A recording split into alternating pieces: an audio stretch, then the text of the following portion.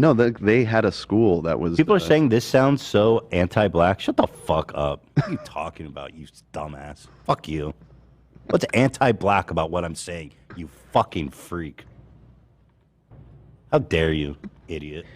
I mean, it's just disgusting. I mean, just fuck you.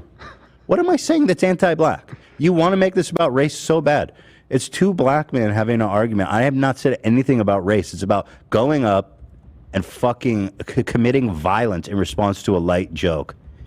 Shut the fuck up. Seriously. God.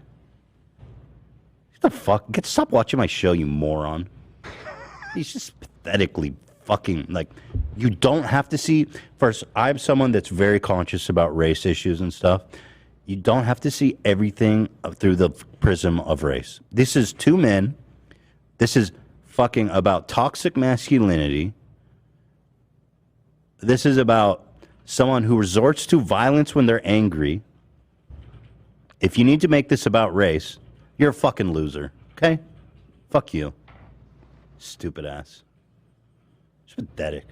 I've been called a racist so much on Twitter for this. I was like, I'm sorry, what the fuck are you talking about? I'm allowed to have an opinion about this. This is pathetic, dude.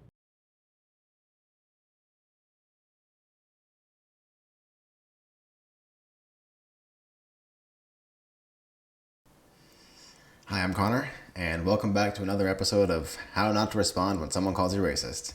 So in this video, I'm going to explain why I'm unsubscribing from Ethan Klein and all of the H3H3 Productions channels.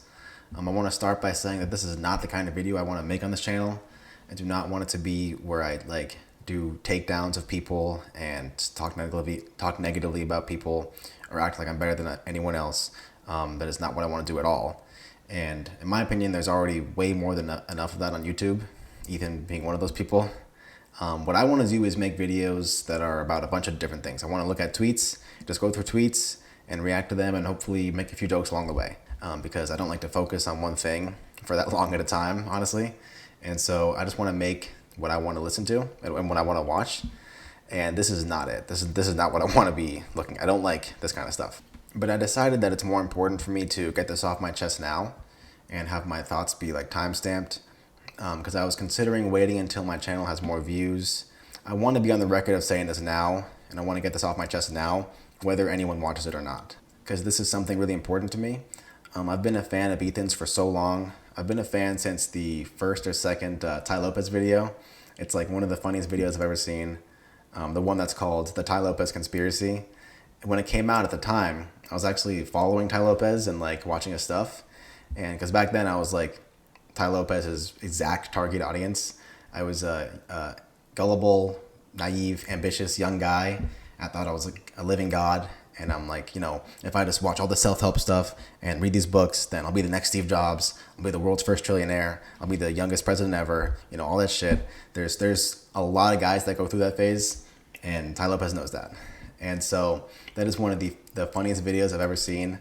And to this day, still, whenever I'm reminded of or whenever I think about Ty Lopez, I hear Ethan's voice saying, "Get out of my head, Ty!" And it's just so funny. So I just checked, and that video came out in October 2015. Yeah, so it's been 7 years, I guess 6.5 years. And I've been a fan the whole time. I've seen everything. I've been there through all the ups and downs. He showed a willingness to learn and improve, which I respect, and that's why I stuck with him. And I think a lot of people respect him for that. And I think that's part of why he has such a big fan base. Recently, especially after Monday's episode, my respect for him is just basically gone. With this whole Will Smith slapping Chris Rock thing, I'm just done. I really am. So I'm going to be referring to a couple different parts of Monday's episode of his podcast, but I'm not going to include them in this video because I don't want to sit through it again. It just makes me really uncomfortable. It makes me cringe really hard. The way he treats his employees. I'm not saying that he's an abusive employer. I'm not saying that. But as someone who's had an abusive employer, I think we all have at some point, unfortunately, it just kind of reminds me of that. And so I don't want to sit through that again. He talks over them and interrupts them, and he's almost yelling at them at some points. And I know that the crew says oh, we're all friends, and we took them to Vegas and blah blah blah. I know he's not an abusive employer. I'm just saying that it makes me uncomfortable to watch, and I don't want to watch it again. And then there's the parts where he is on the calls and he's doing the same thing with the callers. And he's saying, no one wants to engage, but then when he has the callers on, he won't let them engage. And he's like interrupting them and not letting them talk and almost yelling at them. And it's like, that's just so uncomfortable for me. I don't want to sit through that again. Imagine if you're watching this, then you're probably a fan of his. And so you have probably seen the episode.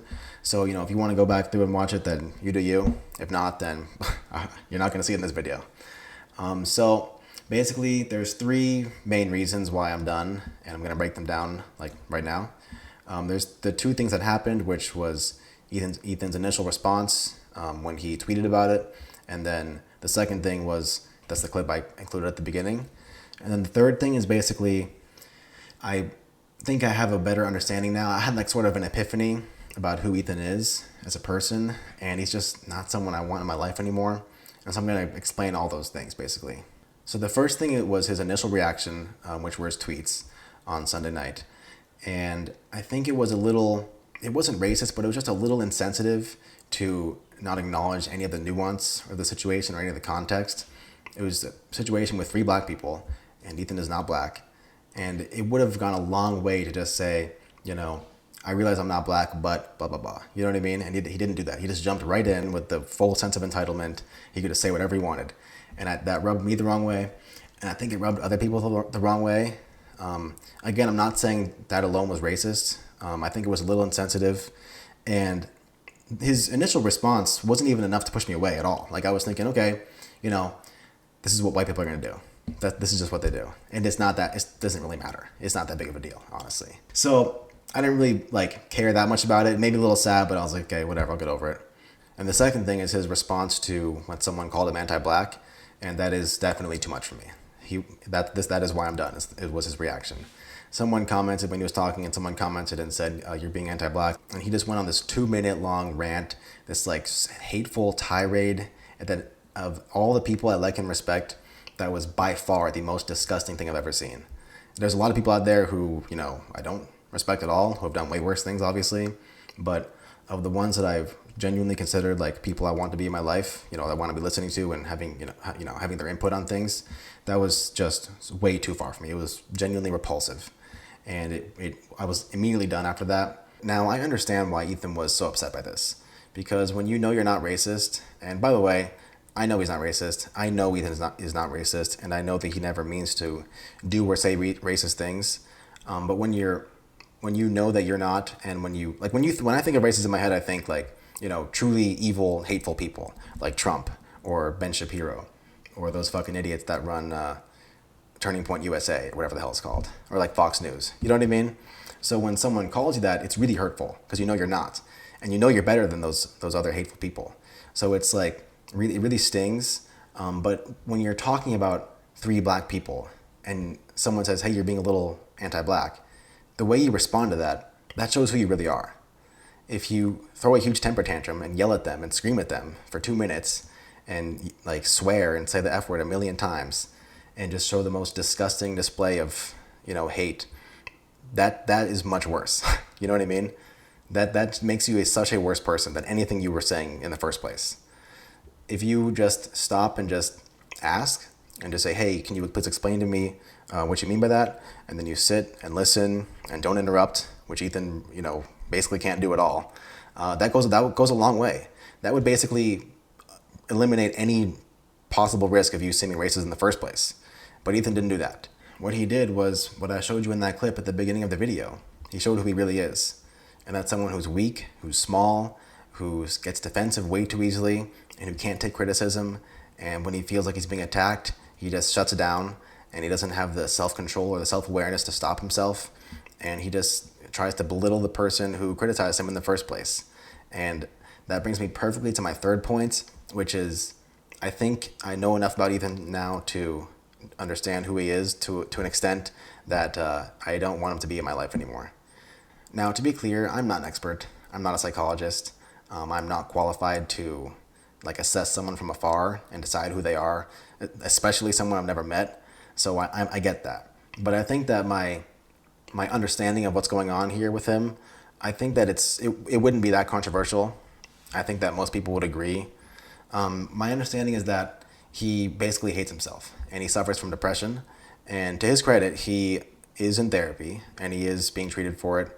I'm absolutely certain that the world would be a much better place if more men would go to therapy, particularly straight men. Now, me, myself, I don't trust therapists. I've never been and I never will go. I don't need therapy. And that's because my masculinity alone, it just more than makes up for all the problems in my life. So for me in particular, I don't need it. But for other guys, no, I'm just kidding. I went to therapy like twice and it immediately changed my life. just from 2 times. I've been to therapy more than twice, but I mean like on my second session, it immediately improved my life. Like since then. But seriously, the world would be such a better place if more straight guys would go to therapy. It would reduce the overall like amount of toxic masculinity there is in the world, which is a net positive. But Ethan has like fallen into this cycle where because he hates himself, it makes him feel better to like shit on people who he's better than.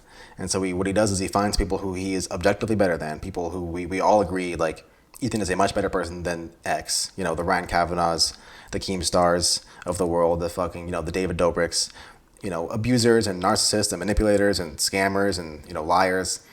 We all know Ethan is a much better person than them.